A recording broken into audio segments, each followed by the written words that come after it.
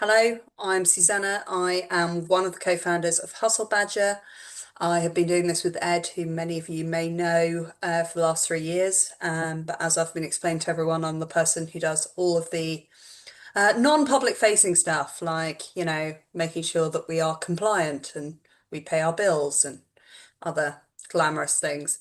Um, we're really excited to have Bushra with us today to talk about strategic prioritization, what Rice can't fix, which I'm sure is a topic that many people have wrestled with, right, over the years. Um, just a bit of housekeeping. We'll be letting Bushra talk, pop any questions you have in the chat, or just interrupt if it's, something really critical and you don't understand it and we need to clarify it before we can move on. And then we'll have a bit of time at the end for Q&A. And I will keep an eye on the chat, see what I can help with, and jump in if I think, something's really critical and we need to cover it. Uh, Bushra, I'm gonna hand it over to you and let you introduce yourself and then start kicking off. Yes, sure. Hi, everybody. I'm Büşra. I mentioned already I'm from Berlin. I live in Zurich, Switzerland. I'm a product management coach and trainer and advisor, and I usually work with companies that have found product market fit and now trying to grow. And then they're wondering how they were able to basically brute force their PMF, and then like, what should we do now to grow better? And that's where I come in and make sure that that they put some good product practices in place. Um, while the majority of my work is in connecting strategy with execution, like there's the messy middle, right?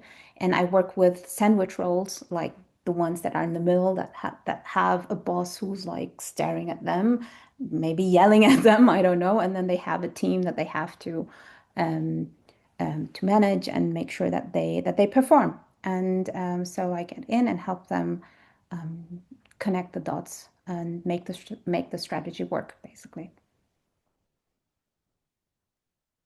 Brilliant.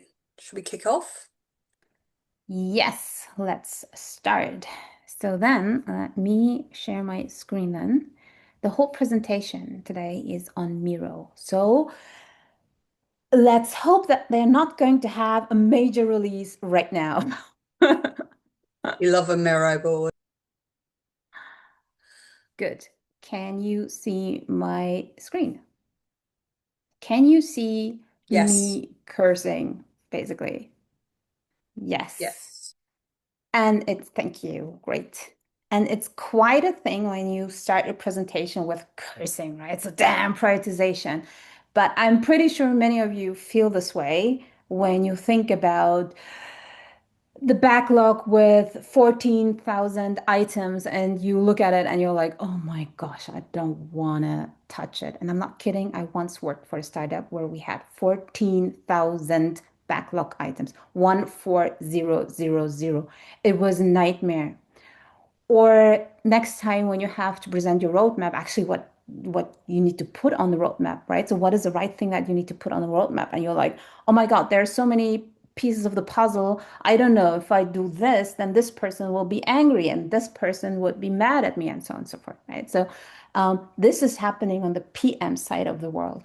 Now, on the product leader side of the world, well, as a product leader, you might not directly be saying, oh, these damn prioritization problems. But whenever your team delivers something that you believed, you agreed not that should not be built, but then suddenly it's on production, you're like, oh my God. Or whenever you go into your one-on-one with your product manager and you talk about the roadmap and ask them like, okay, what are you going to work on next? And then there's this whole uncomfortable silence in the room. You're like, ugh. So you might not directly think that this is a prioritization problem, but it is a prioritization problem.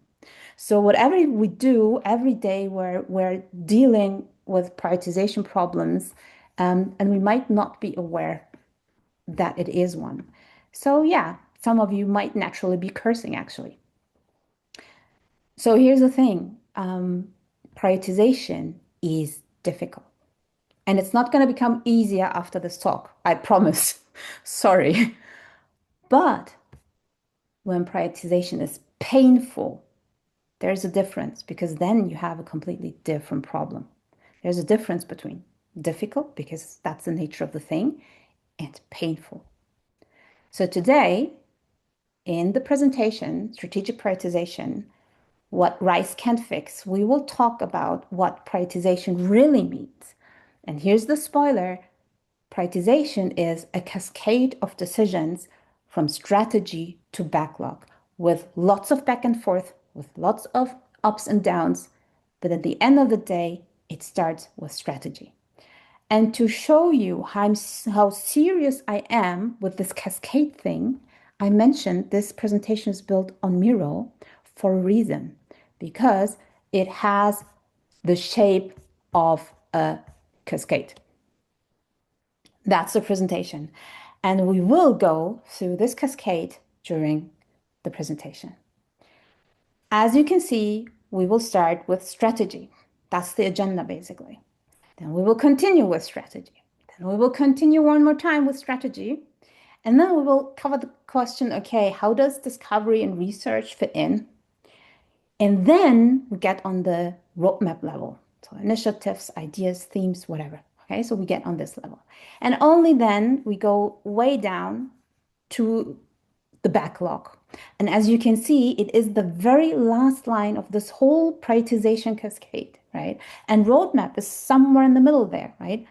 But there is stuff that needs to be that needs to happen before. There are decisions that need to happen before.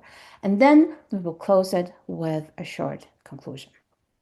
The second thing that you can see here is that I have a little bit of theoretical input, and then we go into the whole decision-making cascade. Ready?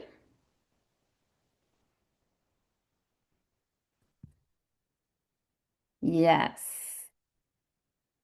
Wonderful.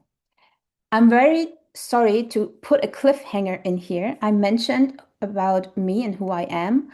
I just wanted to plug this in to mention why this topic is so important to me. I've worked with many companies in the past 5 years.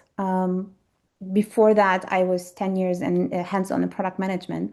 And the topic that I'm talking about is something that I keep seeing everywhere, that there is this lack of awareness how important strategic decisions or decision making on the strategic level is important for good prioritization on the team's level.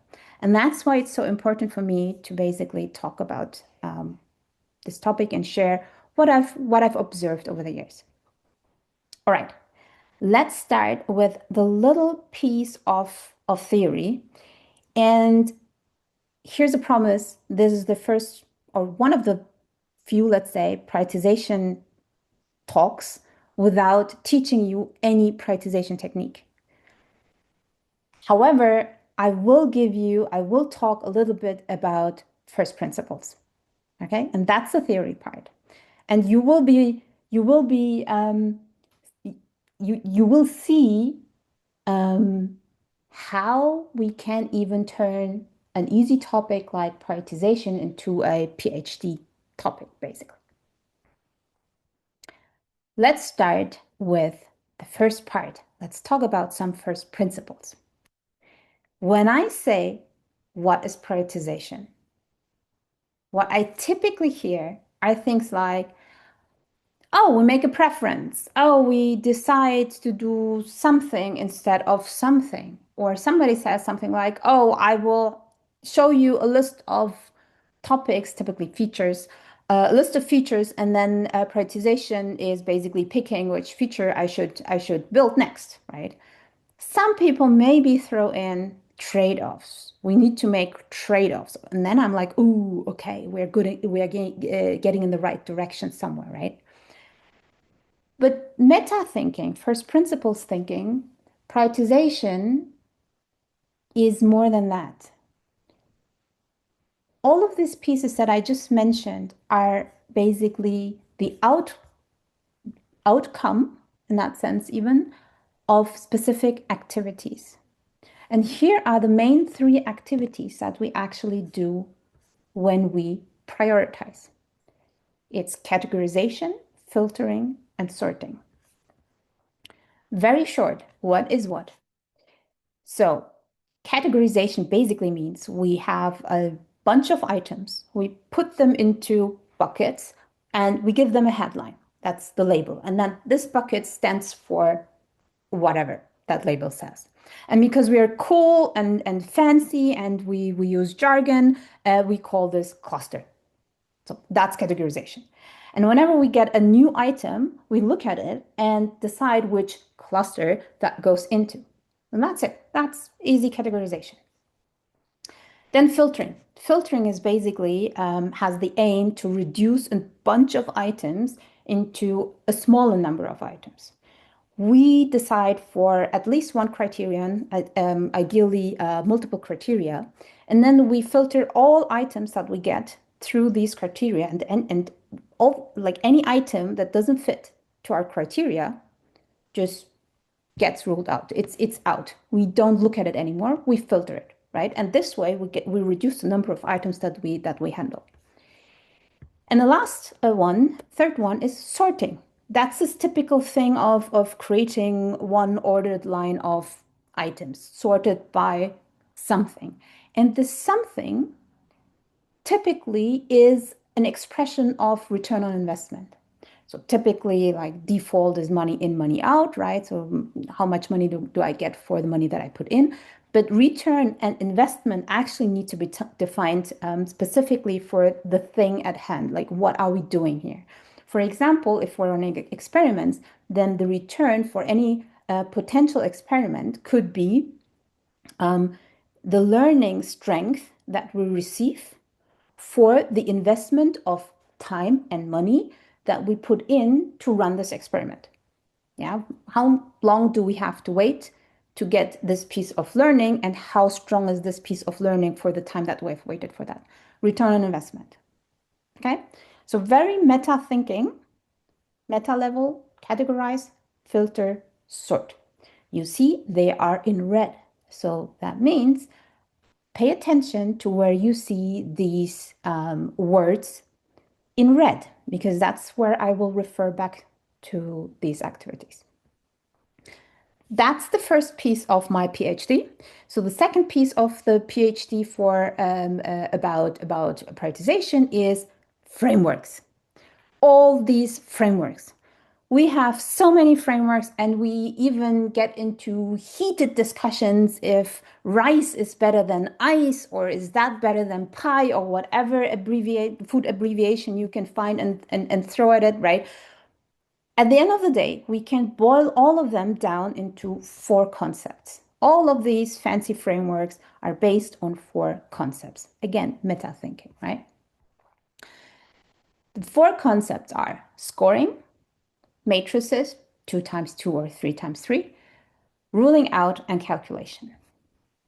Scoring. So I mentioned rice, for example, but scoring basically has the aim to, again, put some criteria, score them, and it has the aim to give us a number that stands as a representative for return on investment. What you will see many, many times is that the criteria has some sort of an impact element, right? So how strong or what is really the impact of it, or how strong is the signal that we receive? Like, what is the impact part? Like, what's the value part or representation of the value? And some sort of an investment part, right? So what is the effort that we need to put in, or how easy is it to build? How much do we have to wait for that, right? So there's always a cost part of it. So we score for getting an idea of the return on investment. Then we have matrices. Matrices are a relative way of prioritization. That comes handy when we don't have absolute data, right? And we are trying to compare apples with pies or so, and then we notice, oh, it doesn't matter, or it's actually both apples, or actually they're both apples have the same size, or one is smaller, one is bigger, right? So it's a relative way of saying which one do we think should we pursuing, right? So which item should we continue with? Again, here you select 2 to 3 criteria and then you place the item based on your assessment of these criteria. The result of matrices are typically categorized items. You know, like the upper right corner means something, upper left corner means something, lower right and lower left corners mean something. And that's the category that we put the items in. I promise it's going to be in PhD, right? Then we have ruling out. It's basically the same like filtering, right? So you have your criteria and you say, yes, it's in or no, it's not. So again, reduce every opportunity or solution or like dismiss every opportunity or solution that doesn't match your criteria. And then calculation. The most typical and famous way of calculating something is business cases. Okay, writing business cases, maybe a back of the envelope calculation. So we use this a lot in trying, like when we try to figure the business value of what we're of the item of what we're looking at, right? Or like the growth impact, like product metrics, like how much growth we will achieve when we run this or when we release this feature, right? Good, but overall, all frameworks can be boiled down to these 4 concepts: scoring, matrices, ruling out, and calculation. To summarize, okay, 3 activities: categorization, filtering, and sorting, and 4 framework concepts: scoring, matrices, ruling out, calculation. I will now go below the line to get into the decision-making cascade. You will see in red categorization, filtering, and sorting here and there when I say, hey, now we could, for example, do this activity. You will see scoring, matrices, ruling out, calculation whenever I try to give you an example, okay? So only because I pick one of these framework types doesn't mean that we cannot use the other framework types. It's just like to give you an example. That's what's going to happen now. Ready? This time, no cliffhanger promised. Good. Let's start. Let's start with Mr. Marty Cagan smiling at us. So every great presentation needs a quote by an expert. I have brought you my most favorite quote because it's a quote in a quote that makes it 2 experts and 2 quotes, which makes this presentation twice as good as any other presentation. Just keep that in mind. So this is a quote from one of his blog articles where he's talking about strategy. And he says, every good product strategy begins with this focus.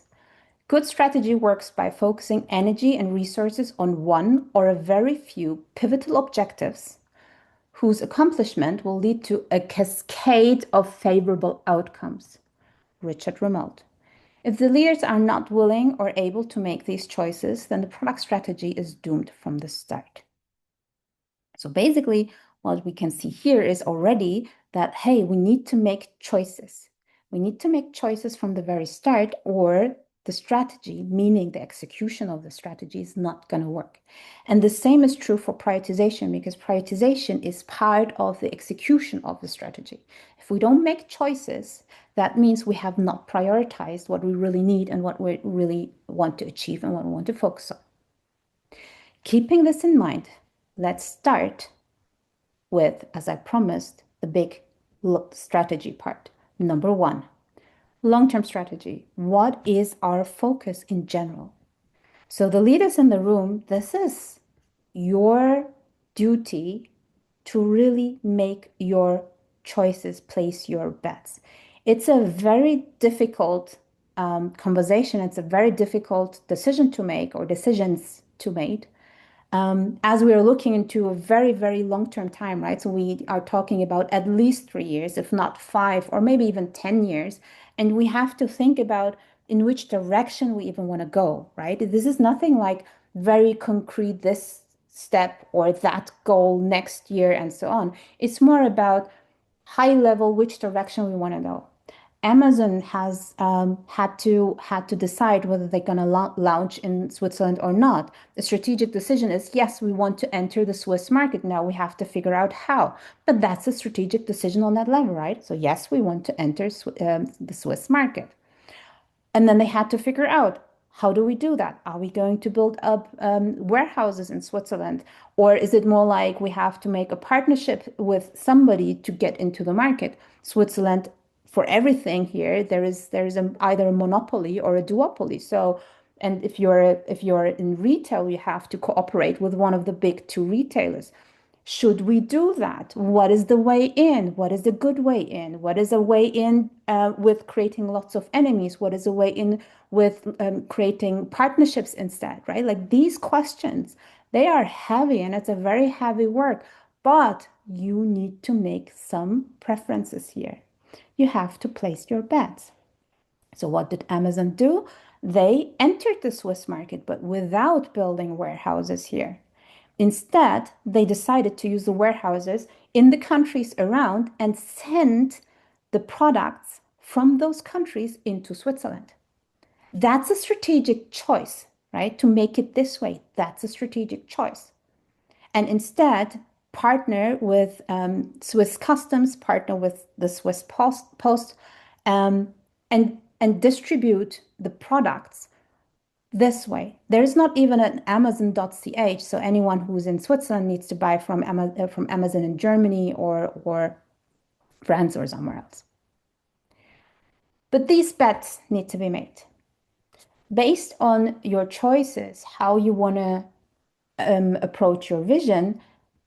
You as leaders, like the high level leaders, right, management level, based on that, you define your steps like, hey, first, try to get a partnership with Post or whatever.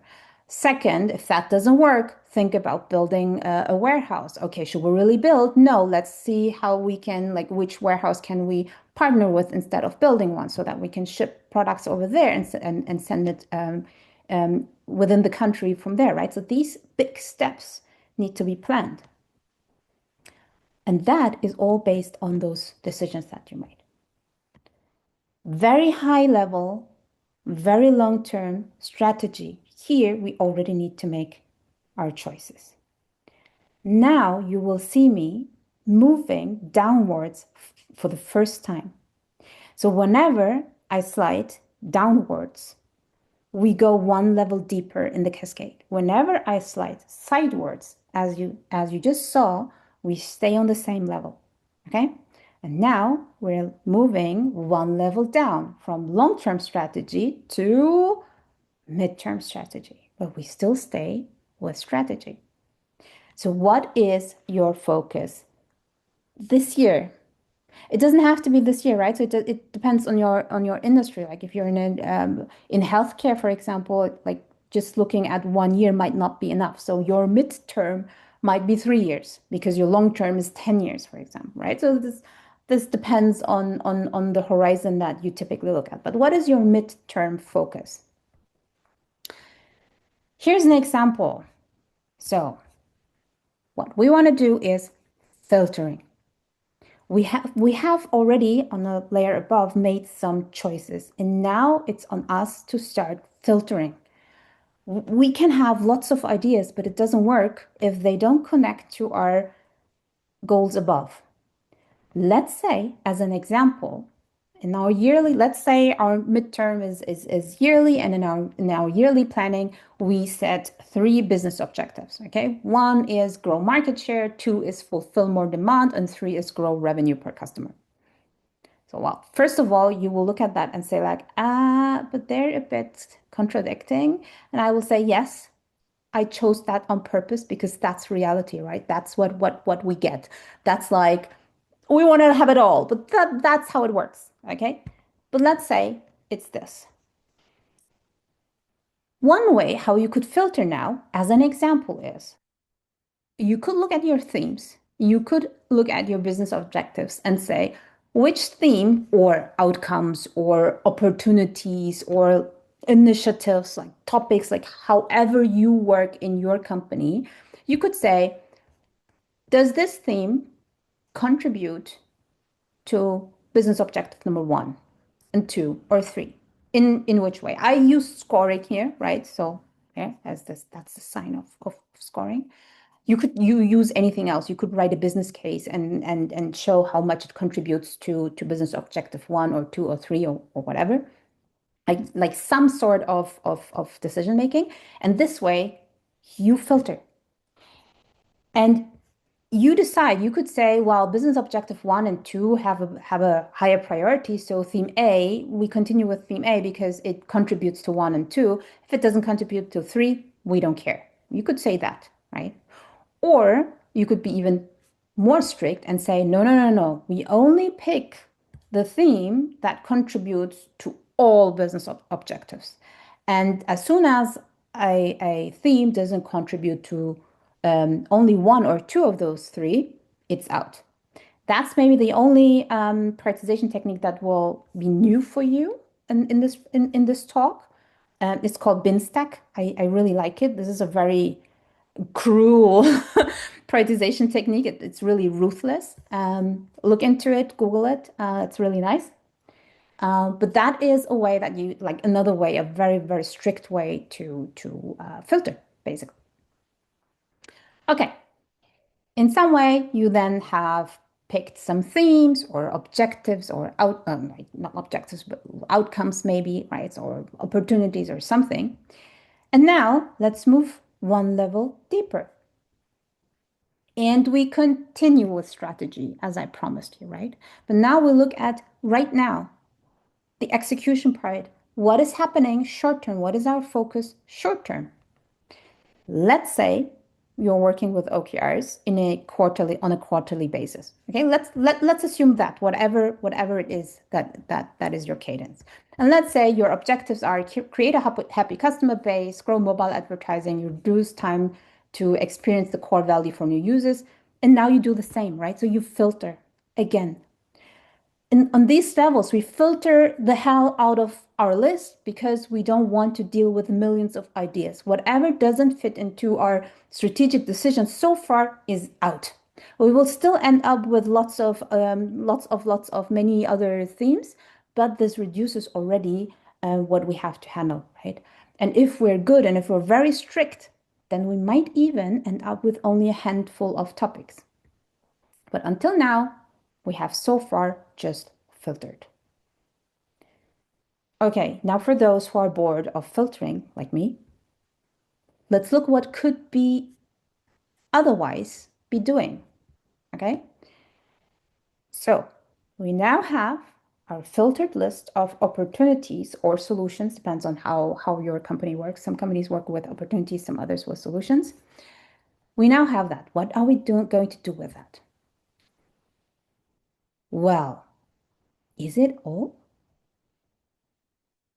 Those of you who are actually running discovery and research might now ask themselves like, well, that sounds like pretty waterfall-y. Like somebody's telling me what to do. So what should I do now? How can I contribute even if all those decisions were already made? And like, why should we even do any product discovery or research activities? Aren't we agile anymore?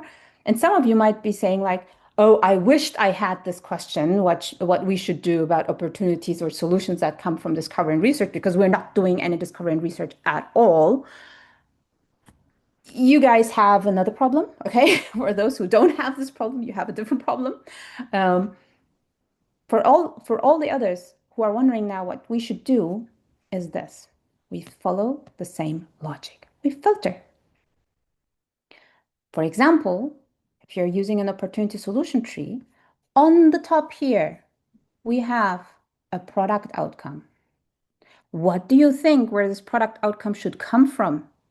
That should directly connect to the strategic choices that we made above. Why should we work on something that helps us improve customer satisfaction when our main focus is actually for a quarter, for example, to grow the customer base? There might be an answer to that, right? So, but there needs to be a connection. Or you do the more advanced version, you start with an impact map. And in an impact map, you already derive the outcome that you work on from the business goal, right? You start with a business goal and then you get to the outcome, and you only look at opportunities basically that follow the outcome that has a direct connection to the business goal that you're working towards. And there you have your filtering embedded, basically. Or what you could also do is you could categorize first, right? This should be red, I just noticed. So you could categorize first or sort first, right? And then filter. For example, Kano analysis, anyone? Anyone's using that? Here's an example how you could do that with a Kano analysis. Let's say, again, it's everything about connecting with the strategy, right? A calendar product. Let's say you work on a calendar product and your business goal is create an AI strategy for our company. Familiar, anyone? Slap AI everywhere. It's just going to fix everything. Okay, sarcasm over. Let's say your focus persona is a busy product manager and you come out with lots of research and you find different potential opportunities that go into different buckets. Clusters, sorry, we say cluster because we are cool. So into different clusters. Cluster dissatisfied, cluster satisfying, cluster delighter. And from all the features, you find that AI optimizes your calendar based on your goal, e.g. maximize time for deep work. And AI suggests who you should invite to the meeting. Sound like a really good combination for the next couple of release cycles. Why? Because, we haven't worked on delighters yet, so let's take something from the delighter bucket. And we should always be working on satisfies anyways, and here's a cool feature. Let's work on that because, X% of our sprint should be filled with satisfiers or whatever rule you have, right? But this way, with categorizing first, we can make a decision on what to build on next that basically connects to the strategy above.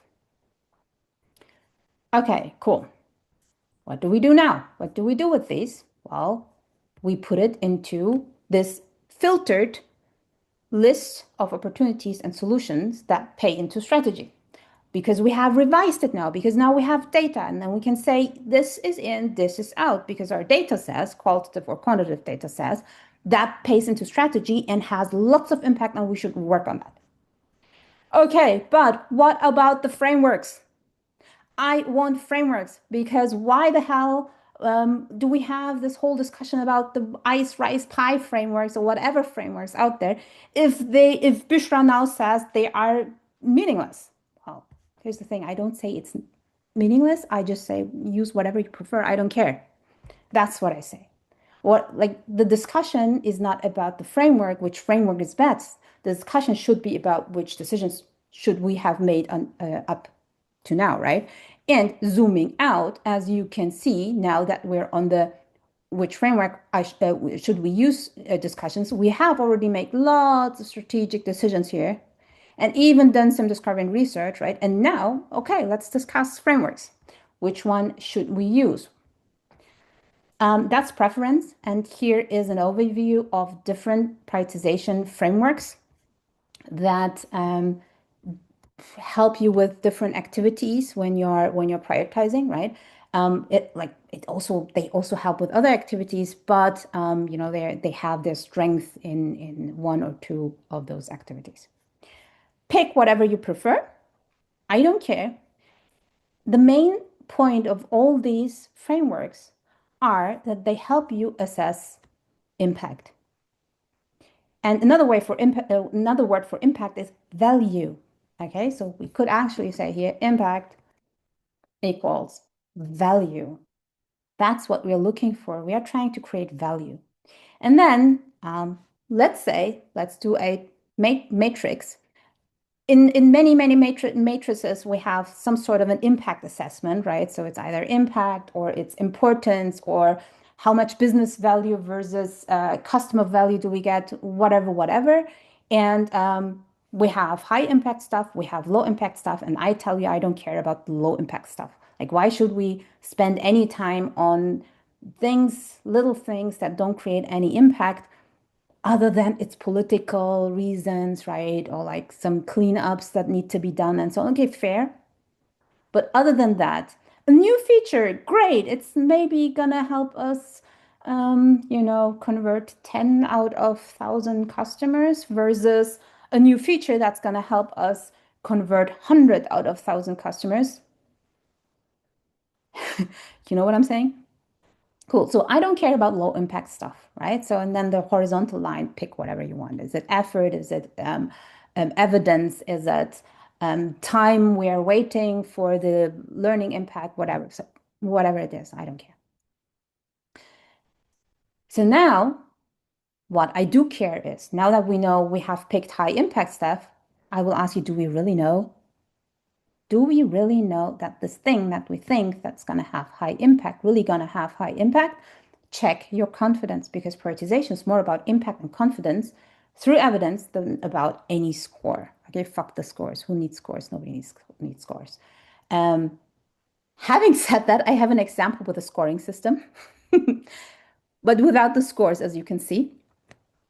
It's really more about the conversation and the thinking behind that these scoring systems or any prioritization frameworks help us do, right? Then the score that comes out of any calculation.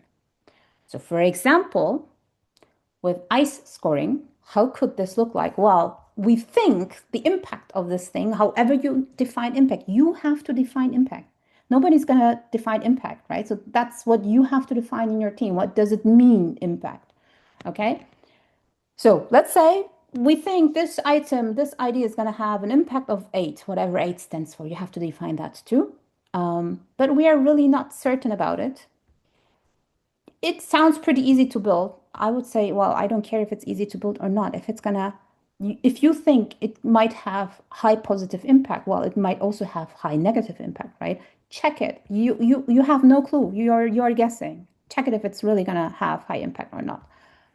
On the other hand, you might also say you could add as another scoring criterion risk into that, right? So, and if you say, hey, risk is super low, we could just easily revert it. Then I would say, well, go build. Who cares if you're confident or not? Go build and see if it's going to work or not, right? So in that conversation, the confidence suddenly doesn't even matter anymore because it's not risky. Then go build it, right?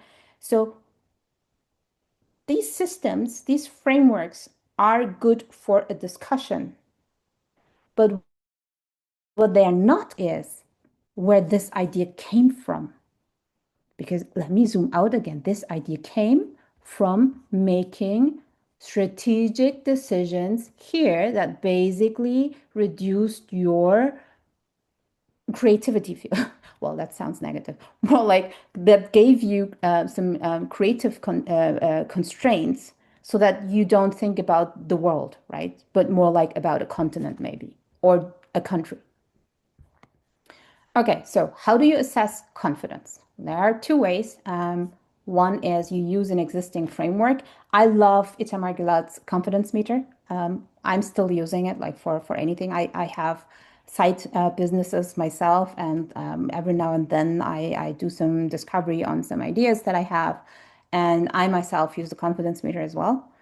For B2B, you have to adapt it slightly. So this is very, very strong in, well, let's not say B2B, but very strong in data-heavy environments. For environments where you have little data, you might have to adjust it. Not just might, you should adjust it. But in general, it's a good tool. Or like we did in one of the companies that I work for, actually the company where we had 14,000 backlog items. One of the things that we did to handle this beast was then introduce a confidence system. This is an example what you could do, right? So you can define your own confidence levels and what it means, right? With like how confident are we if a colleague just shared their most favorite supporting insights with us, right? So how confident are we then? So you could build that for yourself. Now the results of that, okay, we have an impact assessment somehow. We want to follow the high impact work. Then we want to be we cannot be 100% sure, but we want to have some confidence that it's really going to have impact. And the results of this assessment, and you can really do it with any framework, doesn't have to be scoring, is categories. now we're back into categorization, right? So because now we can define, okay, this is a bucket cluster. This is a cluster. I want to be cool. So this is a cluster where we could say these ideas need to be experimented with because we don't have enough insights if that's really a good idea or not. These ones we're gonna reject totally because they're not worth it. Here are some opportunities that we should explore. For these ones, we need more data. Whatever you categorize into, like whatever your categories are, but in the end, you can define what you can do. You can do. You don't have to. But what you could do with the items now that fall into this bucket, that bucket, or that bucket. And then, now that we have that, now that we have a list of categorized backlog items that pay into strategy, if we were again, if we were very strict with filtering and ruling out, okay, then we would have a list of categorized backlog items that would pay into strategy. And now, yes, we are on the backlog level. We made it. We are on the very, very last line of the whole cascade. We are here, right? We made it. We are here. And now that's the part where I say, sort it. Just put it into an order.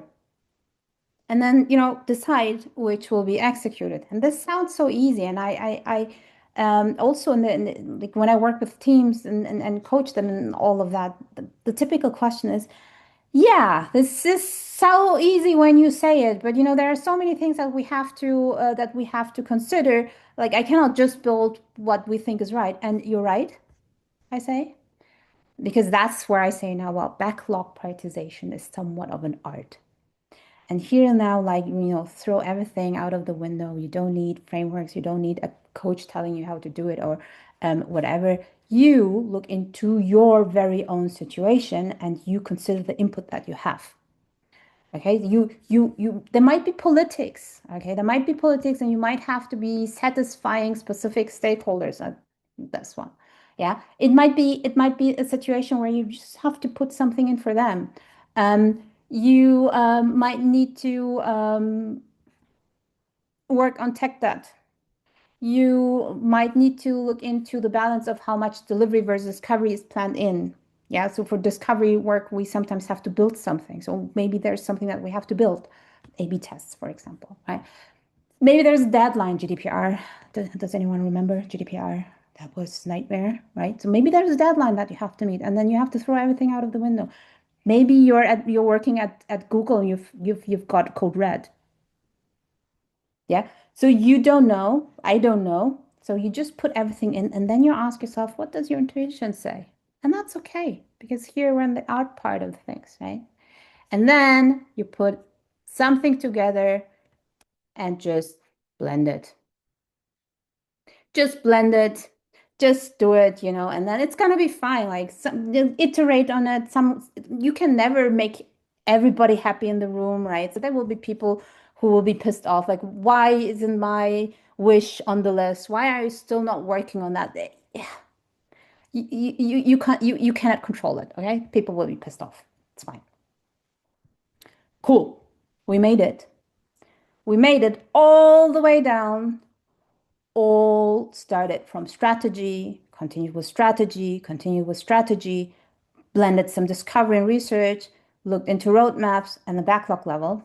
And the interesting part is, so whenever we talk about prioritization, people think that we only need to think of backlog and roadmap. But prioritization, I hide it so well, starts here. It starts from the top. To give you a little bit of a summary of what I'm trying to say here, is that prioritization is difficult. It's going to stay difficult, but can be effective. An effective prioritization starts with strategic choices from very long term to near term, always filters against strategic goals. zooms in and out, goes back and forth. Like we did this linear thing, right? So from top to bottom. But hey, please go up again whenever you need. Go up again, go back and forth, go up and down, right? And does not only rely on sorting, you do many other things. Prioritization is not sorting, please. Painful prioritization happens when strategic focus isn't set, goals are not clear, decisions change too often in the same company that I mentioned. Every month, management would come back and have different priorities, and we would be like, we don't even need to start working on something, right? So this is not a strategic decision. Or when strategic decisions are made but not communicated well, can also happen. So here's my ask. Prioritization is a joint effort, and you as leaders and ICs are a team too. So work well together on that. Leaders here in this call, make your choices and narrow down the options to enable prioritization. You are the prioritization enablers. And you can only do that when you make your strategic choices. And as individual contributors in the room, show options. Like show them they need your help, right? Make them suggestions. They only know their own world, but they're not down on the execution level. They don't see everything. So give them enough input, give them the input that they need, and even make suggestions so that they can then make their choices. It doesn't mean that they will follow what you say, but they will only be able to take it into account when you speak it out. So therefore, get out of prioritization pain through strategic prioritization as a joint effort. And then the rest is going to be fine. Thank you very, very, very much. I looked at the number of people who stayed in the room, and it's quite constant. So I hope this was somewhat engaging, but also informative at the same time, give you some inspiration. And other than that, I can only say, hey, let's connect on LinkedIn. And please visit Hustle Better. I'm taking their courses myself. They're really good. And they did not pay me to say this. I'm just saying it's really good. We actually did not pay Bushra to say that. Thank you so much. That was a great, great talk. Um, we had a couple of, sorry, my doorbell's just gone at this crucial moment, which is awesome. We're going to ignore it. We had a couple of questions in the chat. So Benny asked, how detailed is does the item have to be to go over the filter stage? So I think this is in your initial theory section in your three Yeah. categories. Yeah. Yeah. It doesn't it usually cannot be super detailed. It's usually in the very initial stage, like the long-term and mid-term strategy, we know little about the future, right? Not to say we know nothing, latest since November 2022 when ChatGPT was in the public, we understood we don't know anything about this world.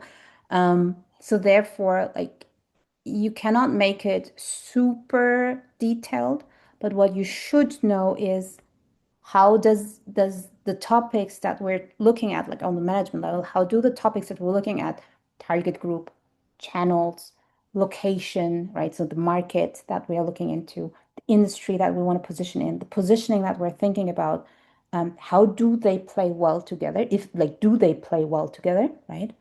Um, and it's like, think about like a web. When we pull on this, what's going to happen with the others, right? That's one way of looking at it. And then the other way of looking at it is like when you suggest initiatives for that, then you should have a case that sounds sound, right? That it's gonna help with one of these major decisions that they made. And yes, ideally, there's a business case attached to it because we're on the management level. They need to plan finance, right? There should be a business case attached to it.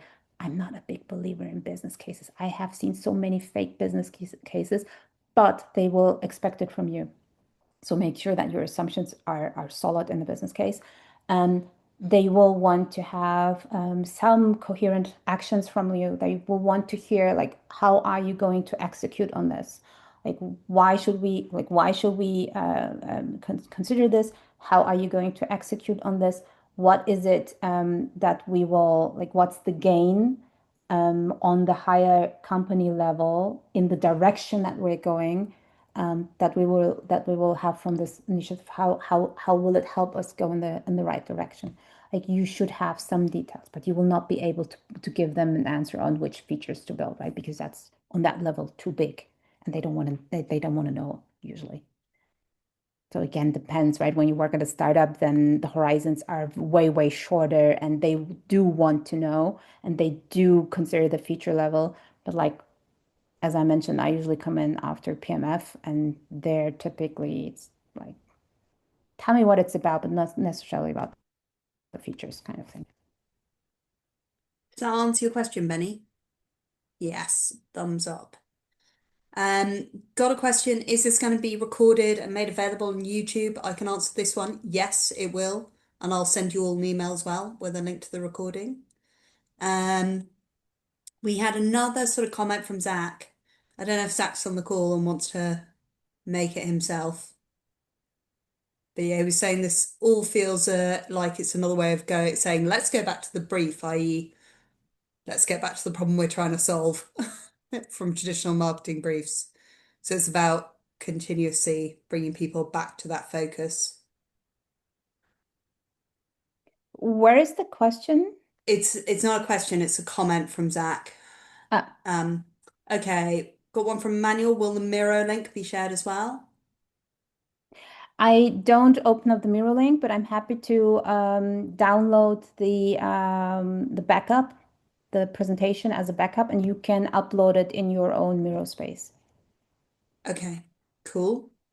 Any other questions from Bushra, anyone?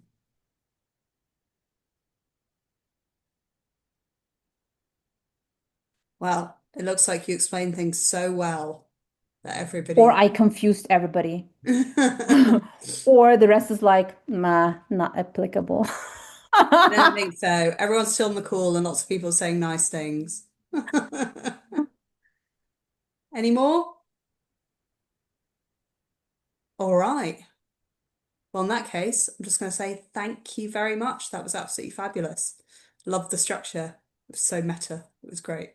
The cascade. Yes. Thank you, everybody, for staying in and listening till the end. Bye now, everyone. Thanks again Bye. for it. It was great. Thanks for having me.